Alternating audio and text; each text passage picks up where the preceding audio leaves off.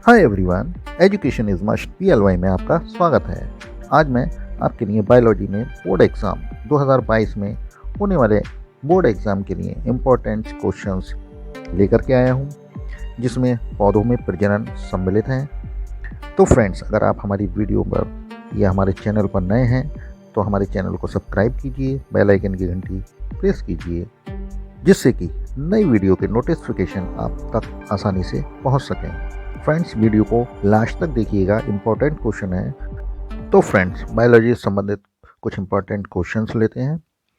पहला प्रश्न है, पौधों में जनन की कितनी विधियां पाई जाती हैं? प्रत्येक का संक्षेप में वर्णन कीजिए। पौधों में जनन की विधियां दो प्रकार की हैं, अलैंगिक जनन और लैंगिक जनन। तो सबसे पहले अलैंगिक जनन देखते हैं। ये जनन का एक सामान्य प्रकार है जिसमें केवल एक ही जीव या जनक भाग लेता है। इस विधि में वयस्क बनने के बाद जीव अपनी हूबहू प्रतिलिपियों यानी अपनी जैसी संतान उत्पन्न करता है, अतः जनक तथा संततियों के बीच आनुवंशिक पदार्थ एवं लक्षणों में कोई अंतर नहीं होता है। इसलिए अलैंगिक जनन के फलस्वरूप उत्पन्न संततियों को क्लोन कहते हैं। ऐसा जनन अपेक्षाकृत तीव्र दर से होता है और इसके लिए शरीर में कोई विशिष्ट ऊतक या अंग नहीं होते। ये अलैंगिक जनन कहलाते हैं। तो फ्रेंड्स, दूसरा है लैंगिक जनन। लैंगिक जनन की प्रक्रिया जटिल होती है यानी कठिन होती है। इसके लिए शरीर में विशेष प्रकार के जननांग होते हैं और शरीर की सामान्य दैहिक कोशिकाओं से भिन्न प्रकार की दो अगुणित हैप्लॉइड इजिकल टू एन कोशिकाओं का युग्मन लैंगिक जनन की आधारभूत प्रक्रिया होती है। इन अगुणित कोशिकाओं को लैंगिक कोशिकाएं यानी सेक्स सेल्स या युग्मक गैमेट्स कहते हैं। शरीर की दैहिक कोशिकाएं द्विगुणित होती हैं। लैंगिक कोशिकाएं प्रमुख जननांगों अर्थात जनदों की जनन कोशिकाओं में विशेष प्रकार के अर्धसूत्री या मियोटिक विभाजन से बनती हैं। इनके बनने की प्रक्रिया को युग्मक जनन कहते हैं। तो लैंगिक जनन आए तो भी ये आपको लिखना है और युग्मक जनन की डेफिनेशन आए तो भी आप इसको लिख सकते हैं। फ्रेंड्स, युग्मन में भाग लेने वाली दो लैंगिक कोशिकाएं भिन्न प्रकार की होती हैं, एक नर युग्मक कोशिका तथा दूसरी मादा युग्मक कोशिका। इनके संयुग्मन से बनी द्विगुणित कोशिकाओं को युग्मनज अर्थात जाइगोट कहते हैं। इसी से नई संतान का प्रारंभ होता है और जनन कोशिकाओं के अर्धसूत्री विभाजन द्वारा बनी युग्मक कोशिकाओं में जनन कोशिकाओं के जोड़ीदार अर्थात समजात गुणसूत्रों का बंटवारा अनियमित एवं संयोगिक होता है। फिर युग्मनजों के बनने में नर व मादा युग्मक का संयुग्मन भी संयोगिक होता है। इसके कारण युग्मनजों को जीन प्रारूप जनन कोशिकाओं के जीन प्रारूपों से कुछ भिन्न होते हैं, डिफरेंस होते हैं। इसी कारण लैंगिक जनन के फलस्वरूप बनी संतति माता पिता से थोड़ी भिन्न दिखाई देती है। आइए फ्रेंड्स, प्रश्न 2 देखते हैं। टिप्पणी लिखिए, ब्रायोफाइट्स में वर्षीय प्रजनन यानी वार्षिक प्रजनन। ब्रायोफाइट्स में युग्मकोविद में अनेक प्रकार का वर्षीय प्रजनन होता है, जैसे विखंडन जैमा कंदे पुतंतु पत्र प्रकलिका द्वारा। विखंडन विधि में बहुकोशिकीय जनक पौधे का शरीर दो या दो से अधिक टुकड़ों में विखंडित हो जाता है, बढ़ जाता है तथा प्रत्येक टुकड़ा पुनरुद्भवन द्वारा एक नई वयस्क संतति में विकसित हो जाता है।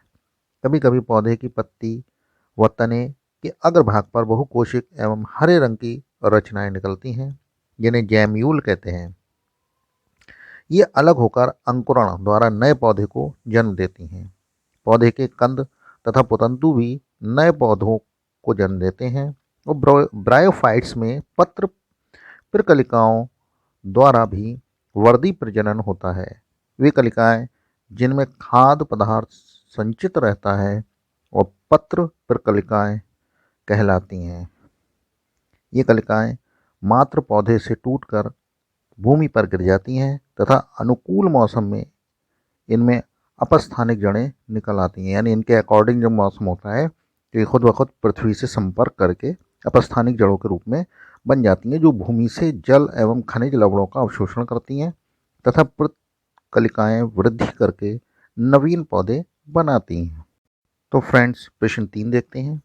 सूक्ष्म प्रवर्धन यानी माइक्रो प्रोपेगेशन पर एक टिप्पणी लिखिए। या इस टाइप का क्वेश्चन आ सकता है, ऊतक संवर्धन पर संक्षिप्त टिप्पणी लिखिए। तो फ्रेंड्स, इसका उत्तर है, ये कायिक प्रवर्धन की सबसे आधुनिक विधि है, मॉडर्न विधि। इस विधि में मात्र पौधे के थोड़े से ऊतक से हजारों की संख्या में प्लांट्स को प्राप्त किया जाता है, यानी पौधों को प्राप्त कर सकते हैं। पादप, पादप मीन्स पौधे होता है। ये विधि ऊतक तथा कोशिका संवर्धन तकनीकी टिश्यू एंड सेल कल्चर टेक्निकों पर आधारित है। फ्रेंड्स, इस विधि में जिस पौधे से प्रवर्धन करना होता है उसके किसी भाग से ऊतक, ऊतक को टिश्यू कहते हैं, का छोटा भाग अलग कर लिया जाता है। अब इस ऊतक की अजर्म परिस्थितियां किसी उचित संवर्धन माध्यम में वृद्धि कराते हैं और ये ऊतक पोषक पदार्थों का अवशोषण करके वृद्धि करता है, जिससे कोशिकाओं के गुच्छे बन जाते हैं, जिन्हें कैलस कहा जाता है। इस कैलस की को लंबे समय तक गुणन के लिए सुरक्षित रखा जाता है या रखा जा सकता है। आवश्यकता पड़ने पर कैलस का एक छोटा टुकड़ा दूसरे ऐसे माध्यम पर स्थानांतरित कर दिया जाता है, यानी दूसरे स्थान पर पहुंचा दिया जाता है, जहां ये वृद्धि करके नन्हे पौधे के रूप में विकसित होता है। इस पादप को निकालकर मृदा यानी मिट्टी में लगा दिया जाता है और इस विधि में एक बार ऊतक संवर्धन करके लंबे समय तक पौधे प्राप्त किए जा सकते हैं और ये अधिक संख्या में प्राप्त होते हैं। इस विधि आर्किड्स, कॉर्नेशंस, गुलदाउदी एवं सतावर में अधिक सफल है। इस विधि में मशरूमों का भी संवर्धन किया जाता है।